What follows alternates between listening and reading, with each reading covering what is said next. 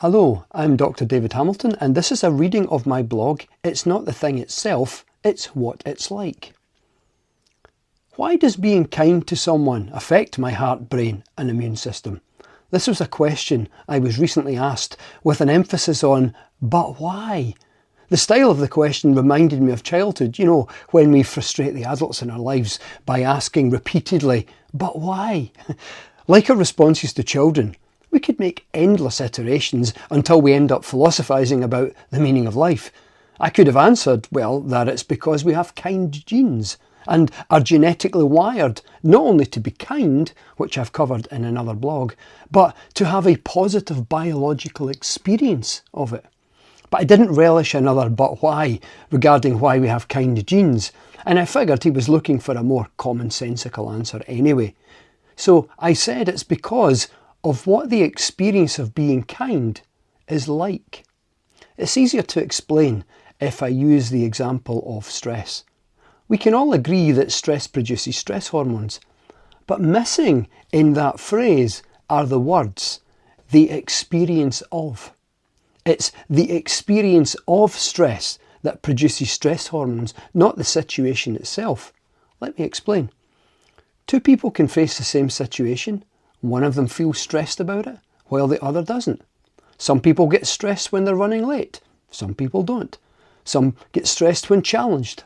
Others don't.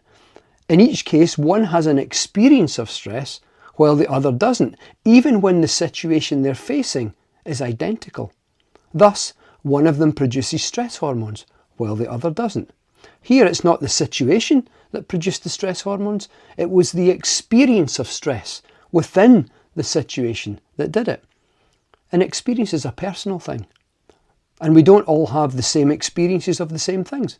One person might love the taste of, say, bananas. To another, they're repugnant. Same food, different experience. So what has this to do with kindness? Well, we don't all have the same experiences of kindness. It's not doing something kind itself that brings about beneficial physiological effects. Neither is it being kind itself that makes us happier. It's what the experience is like. Because not all kindness feels good, nor makes us happier. In fact, there are times when we can give too much and then it becomes detrimental to health. In one piece of research into volunteering, for example, people's happiness was cross-referenced against how many hours they volunteered. Up to a certain point, volunteering resulted in more happiness. But over a tipping point, and it was associated with more stress. It became less about kindness and more about the job. Similarly, when kindness isn't appreciated or reciprocated, sometimes it feels stressful. But in general, when kindness is offered because in the moment it feels like the right thing to do, then the experience is positive and it leads to the well-known effects on the heart, brain and immune system.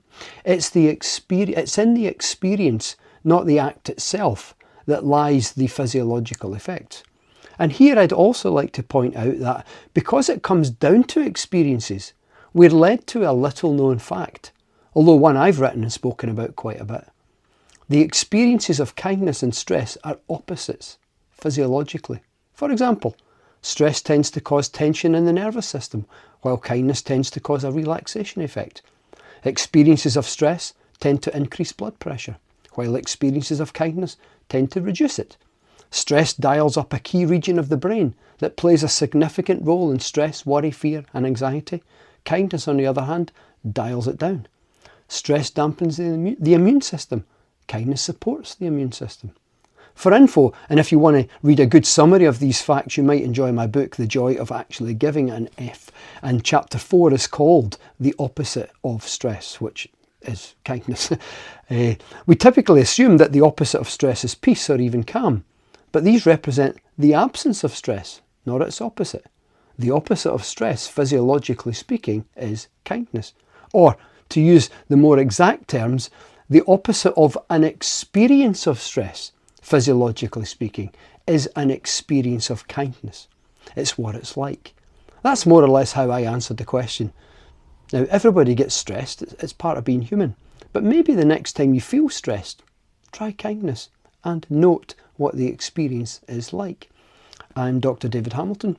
And that was a reading of my blog. It's not the thing itself, it's what it's like. If you want to get the individual references that I mentioned in the paper, in the blog, then I've linked them in the text version of the blog, which you can find in the description. I'm Dr. David Hamilton. That was a reading of my blog. Again, that was a reading of my blog. It's not the thing itself, it's what it's like.